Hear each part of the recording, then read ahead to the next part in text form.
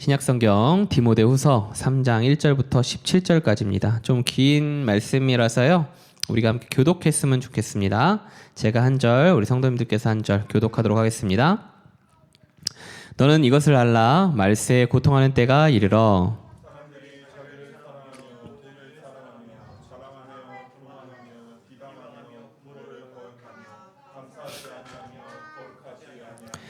무정하며 원통함을 풀지 아니하며 모함하며 절제하지 못하며 사나우며 선한 것을 좋아하지 아니하며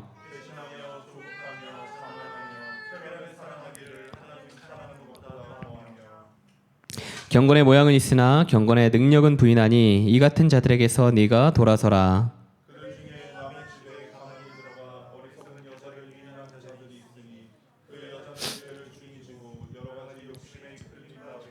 항상 배우나 끝내 진리의 지식에 이를 수 없느니라.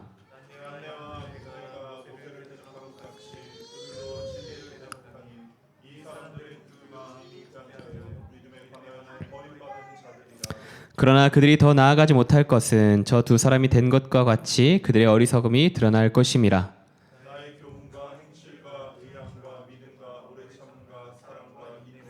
박해를 받음과 고난과 또한 안디옥과 이고니온과 루스드라에서 당한 일과 어떠한 박해를 받은 것을 네가 과연 보고 알았거니와 주께서 이 모든 것 가운데서 나를 건지셨느니라.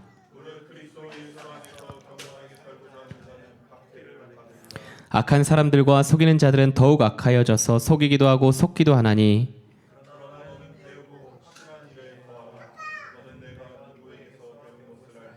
또 어려서부터 성경을 알았나니 성경은 능히 너로 하여금 그리스도 예수 안에 있는 믿음으로 말미암아 구원에 이르는 지혜가 있게 하느니라.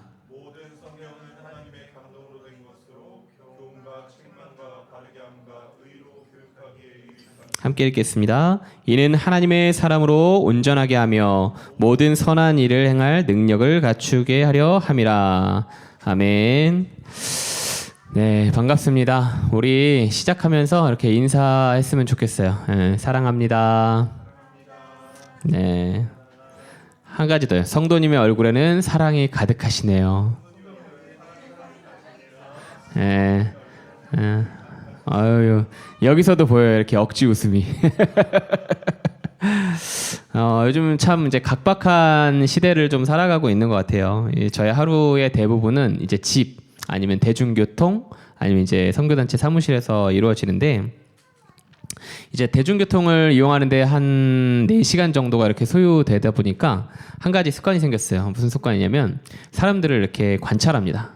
어떤 사람들이 있고 이 사람들이 뭘 하고 이 사람은 어떻게 지내는 것 같고 관찰해보고 해석해보고 막 이런 습관들이 좀 생겼어요. 근데 이제 요즘에는 지하철에서 참 많은 군상들을 봅니다. 참 씁쓸한 모습들을 참 많이 보게 되는데 양보라는 것들이 참 많이 사라졌구나라는 생각이 들더라고요. 이제 지하철에 보면은 임산부 배려석이라는 게 있어요. 뭐 물론 그 자리에는 임산부만 앉아야 됩니까? 그건 아니죠. 다만 그럼에도 불구하고 몸이 불편한 임산부들에게 조금이나마 배려해주고 안배해줬으면 하는 그 마음 때문에 만들어진 게 그 임산부 배려석이잖아요. 그런데 그 배려석에서 배려를 받는 임산부를 보는 게 정말 손에 꼽아요. 요즘은 진짜 너무 좀 심하다 싶을 정도로 그런 것 같아요. 뭐 이제 이번 주에도 이제 그런 일들이 좀 있었지만 탑니다. 그러면 이제 임산부들은 이제 그거 있어요. 배지 같은 거 이렇게 뭐라 그러지? 이렇게 약간 분홍색 이 해가지고 배지 같은 거 이렇게 메고 가방에 이렇게 메고 다니시거든요. 그러면 이제 그 자리로 이렇게 본인들도 몸이 힘드니까 이제 사람이 앉아 있어도 가게 되는 거죠. 가서 이렇게 살짝 서 있으면 사람들 갑자기 이러면 눈을 감아요. 일단 첫 번째 눈을 감아요. 두 번째 전화 온 척을 해요. 세 번째 같이 아파요. 전혀 배려와 안배라는 것들을 의식할 수 없는 모습들이 너무 많이 보이는 거죠. 뿐만 아니라 지하철을 타다 보면 진짜 조금도 피해받는 것을 용납하지 못하는 사람들이 진짜 많다는 거를 보게 돼요. 자기가 피해를 받고 자기가 조금이라도 손해를 보면 화를 내고 싸우고 다투고 성질내고 마음속으로 욕하는 그 모습들이 눈에 선히 보입니다. 이번 주에도 좀 그랬거든요. 무슨 일이 있었냐면 어떤 이제 어르신이에요. 연세가 좀 많으신 분이어가지고 왜 어르신들은 핸드폰 이렇게 해놓으면 뭐라 그러지? 벨소리로 이렇게 오잖아요. 이제 진동도 못 느끼고 잘 못 쓰시니까 벨소리가 와가지고 누구야? 이랬더니 옆에 앉아 계셨던 분이 갑자기 자리에서 벌떡 일어나면서 제 옆자리가 이렇게 비어 있었거든요. 딱 걸어오시면서 욕을 하면서 이렇게 앉는 거예요. 지하철에서 왜 시끄럽게 저렇게 통화를 하는 거야? 짜증나게 하면서 털퍼덕 이렇게 앉더라고요.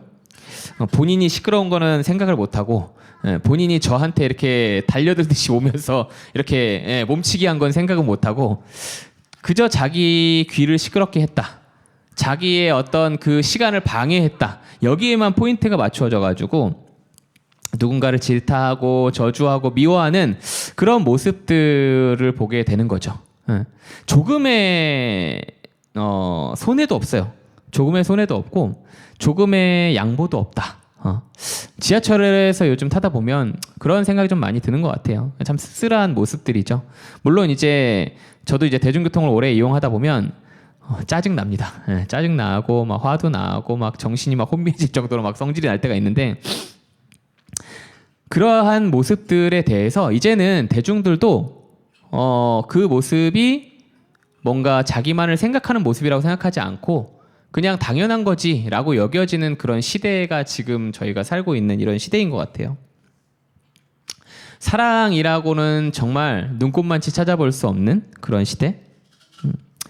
제가 갑자기 이제 시작하면서 안 하던 인사를 했잖아요. 뭐 사랑합니다. 뭐 이렇게 얘기도 해보고 성도님의 얼굴에 사랑하는 이 모습이 보이네요. 이런 이제 표현도 좀 사용해봤는데 그렇게 했던 이유는 그런 거예요. 온기라는 것이 많이 사라져버린 이 시대 속에서 우리라도 좀 온기를 좀 찾아갔으면 좋겠다. 교회라도 믿는 성도들이라도 그리스도인들이라도 그 온기를 다시금 좀 불어넣을 수 있는 모습이 있었으면 좋겠다는 생각 때문에 이렇게 인사를 좀 해봤습니다. 이처럼 우리가 살아가고 있는 이 세상은요, 사랑이 점점 메말라가고 있는 것을 보게 되는 것 같아요. 개인주의가 만연하고 사람보다 돈이 최우선순위로 자리매김하게 되고 비방하고 헐뜯고 누군가를 깎아내리고 그런 것들이 그냥 일상처럼 이렇게 나타나게 되는 거죠. 정의롭지 않고 쾌락에 빠져서 흥청망청 살아가는 시대. 오늘 성경 말씀은요, 이런 시대를 살아가는 우리에게 이렇게 말씀하고 있어요. 뭐라고 얘기하냐면 편지글이거든요.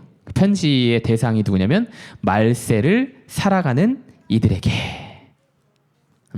이렇게 편지하고 있는 거죠. 이렇게 이러한 시대 속에서 살아가는 그리스도인들을 향해서 이 편지를 작성한 사도 바울이 이렇게 이야기하고 있다는 거예요. 말세를 살아가는 당신들에게. 말세에는 이런 일들이 일어난다고 성경이 이야기하고 있어요. 우리 아까 2절부터 아까 말씀 2절부터 4절까지 좀 말씀 함께 읽어봤으면 좋겠는데요. 아까 읽어봤던 디모데후서 3장 2절에서 4절까지 말씀 한번 같이 읽어볼게요. 함께 읽겠습니다. 시작.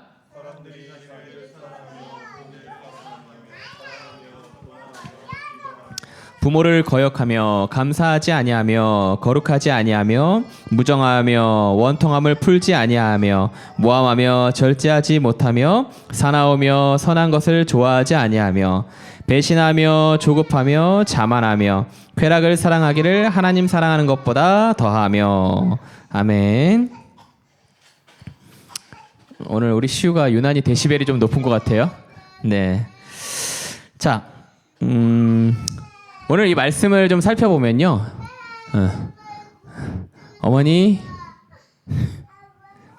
좀 달래주시든지 조금 총 19가지의 사항들이 열거되고 있어요. 이제 특별히 사랑에 대한 말이 앞뒤로 나타나면서 이제 4번 등장하거든요. 이 핵심을 좀 간추려 보면 그렇습니다. 처음 스타트가 뭐냐면 자기 자신을 사랑하는 어떤 행위에 대한 것들이 등장하는 것을 보게 돼요.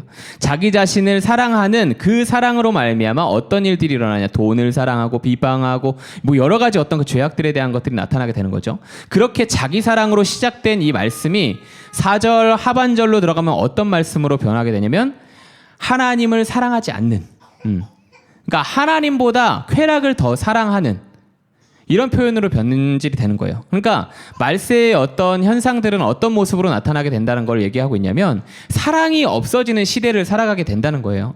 그러니까 이 모든 것들이 사랑이 없는 시대 속에서 나타날 수밖에 없는 어떤 그런 모습들에 대한 것들을 이야기하고 있다는 거죠.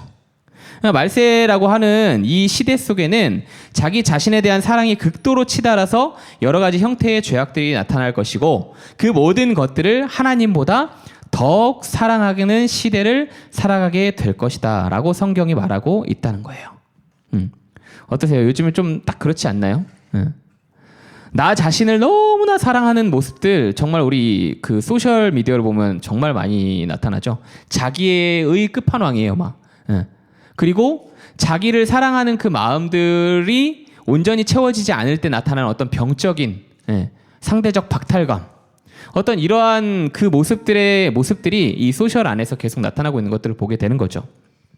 자, 그런데 저희가 이 말씀을 살필 때 오해하지 말아야 될 부분들이 있어요. 말세라는 것을 저희가 자꾸 생각을 할 때 말세하면 뭐가 떠오르세요? 말세하면 뭐가 떠오르시나요? 이 말세라는 단어를 생각하면 좀 이제 이단들이 이 단어를 많이 사용하잖아요.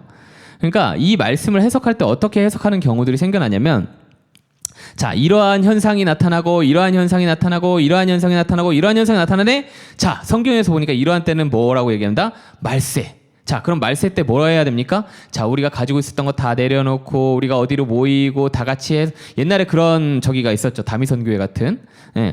그런 일들, 이제 말세에 대한 이해를 온전히 하지 못하면 그런 일들이 일어나게 되는 거예요. 성경에서 지금 이야기하고 있는 말세는 예수 그리스도의 초림부터, 예수님의 처음 오심부터 다시 오실 때까지의 그 재림의 그 기간, 그 간격 전체를 말세라고 이야기합니다. 그러니까 여기서 이야기하고 있는 말세의 어떤 증상같이 나타나는 모습들이요, 단순히 지금 우리가 사는 이 시대에만 일어나고 있는 것이 아니라 예수님이 오신 그 시대에도 있었다는 것들을 얘기한다는 거예요. 그러니까 인간 본연의 모습이 무엇을 의미하고 나타내게 되냐면 사랑이 없는 모습, 사랑에서 자꾸 떠나려고 하는 모습, 하나님보다 더 사랑하는 것들을 만들려고 하는 그 모습들이 우리 안에서 그 죄악과 같이 나타나게 된다는 거죠. 그리고 중요한 것은 뭡니까? 이렇게 사랑이 없는 시대, 이렇게 고통이 가득한 시대, 고통하는 때라고 얘기하거든요. 말세는 고통하는 때가 이르는데 고통하는 때에 어떤 현상들이 일어납니까? 바로 사랑이 없는 시대를 살아가게 됩니다 라고 얘기를 하거든요.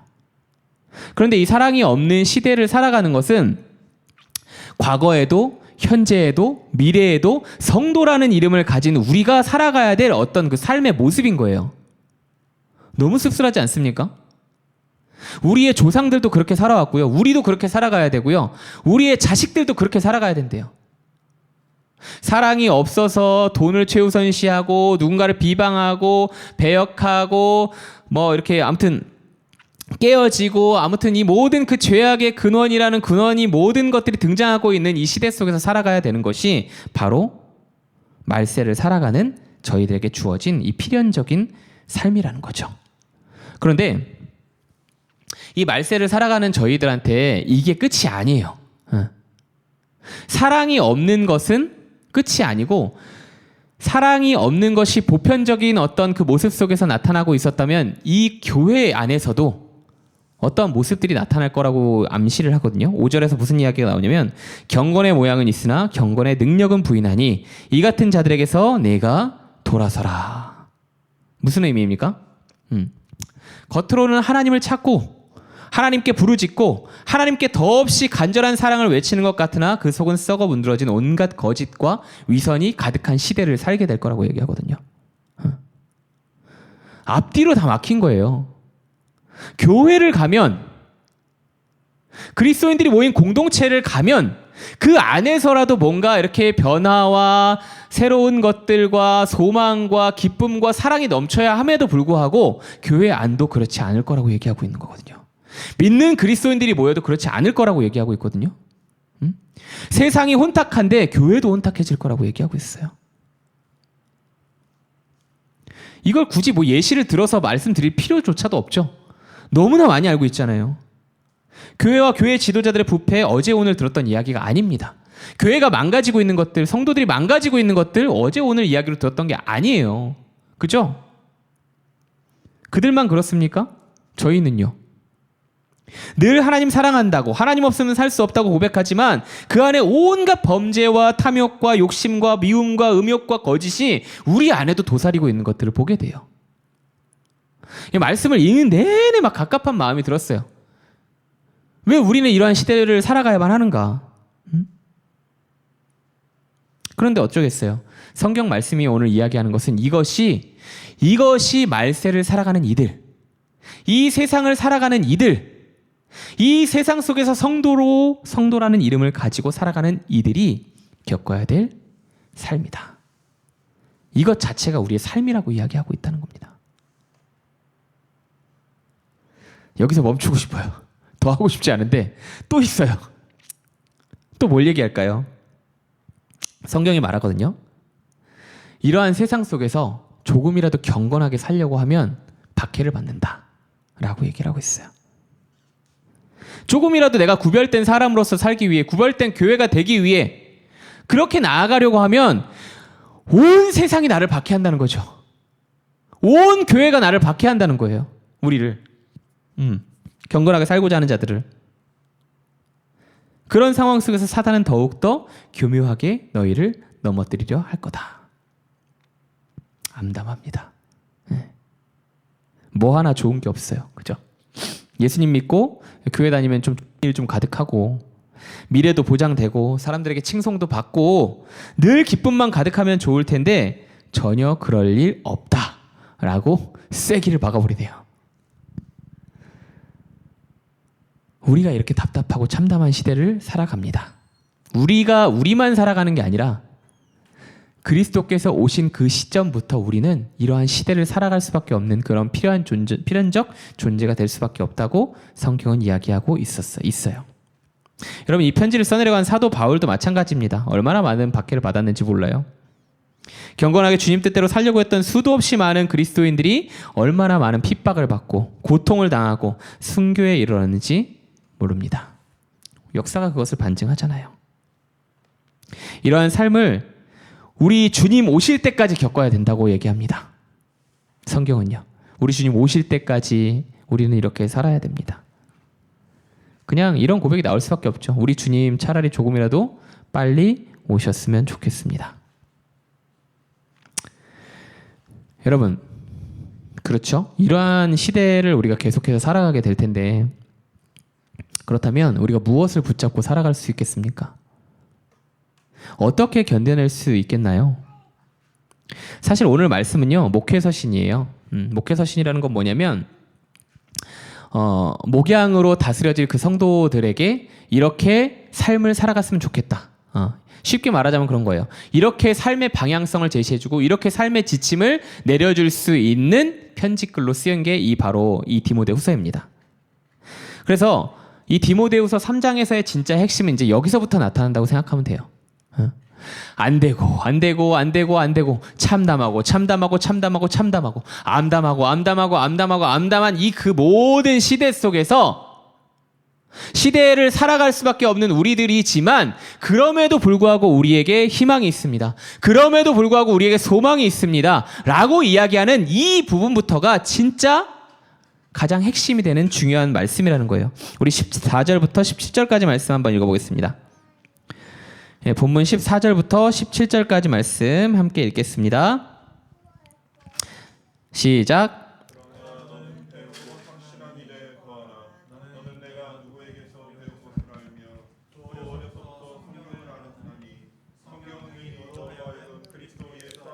믿음으로 말미암아 구원에 이르는 지혜가 있게 하느니라.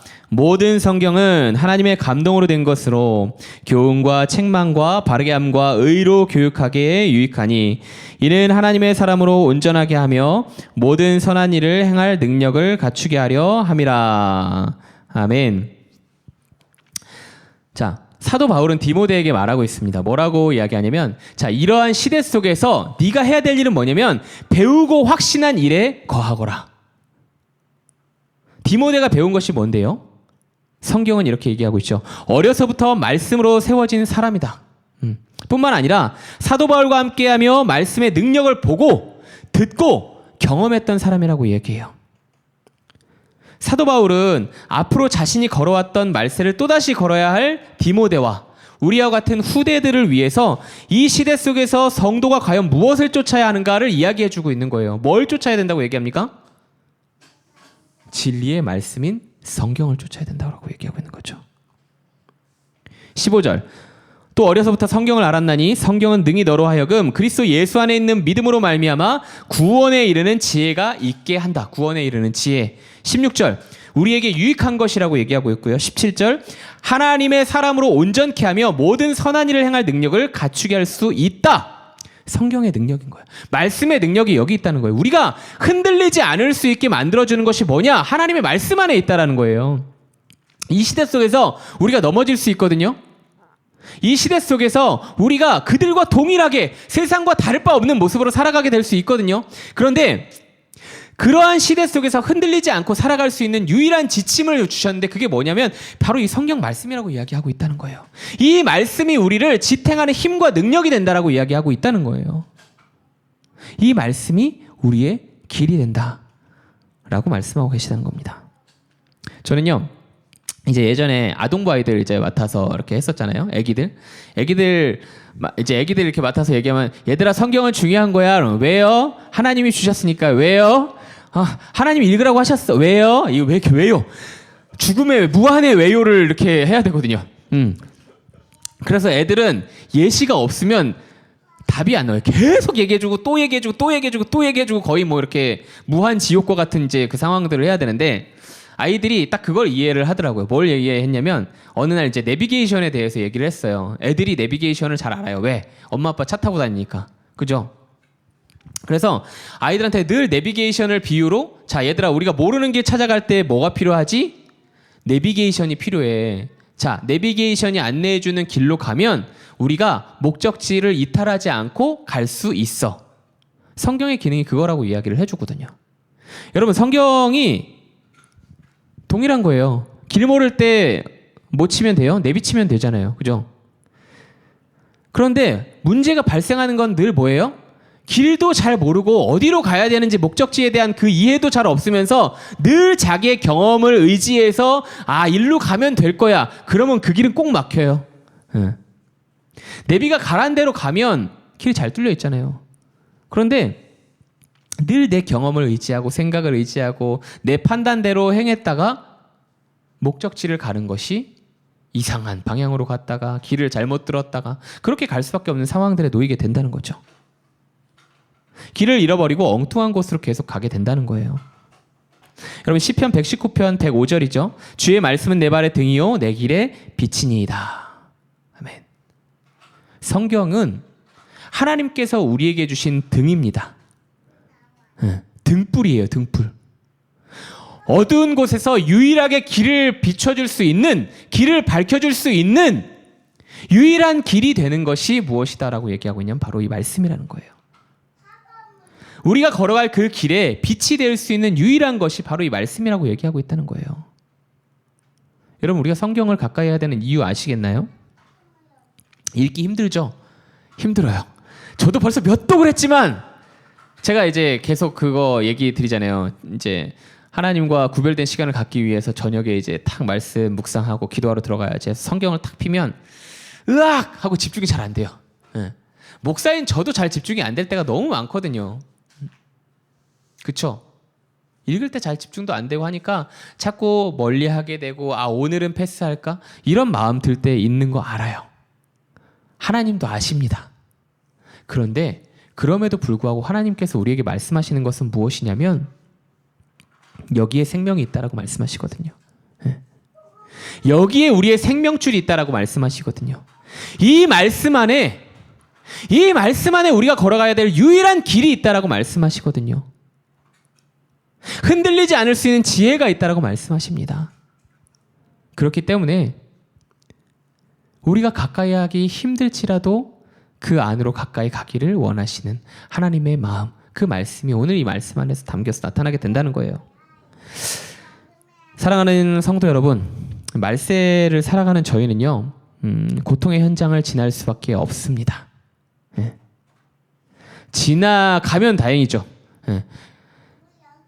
근데 우리가 하나님 품에 안기는 그날까지 저희가 계속 이 길을 무한히 반복할 수밖에 없는 삶을 살아가게 될 거예요. 예. 두렵죠. 전 두렵습니다. 예. 내가 이걸 어떻게 이겨낼 수 있을까? 그러나 여러분, 두려울지언정 포기는 하지 않았으면 좋겠습니다. 예. 무엇을요? 우리가 하나님 말씀 앞으로 나아가는 것을 포기하지 않았으면 좋겠습니다. 하나님 말씀 앞에서 나를 비추어 보는 것을 포기하지 않았으면 좋겠어요. 하나님 말씀 앞에서 우리 주님께서 그 주시는 길, 하나님의 영감으로, 하나님께서 직접적인 그 영감으로 주신 그 말씀 앞에서 우리를 비추어 보기를 포기하지 않았으면 좋겠습니다.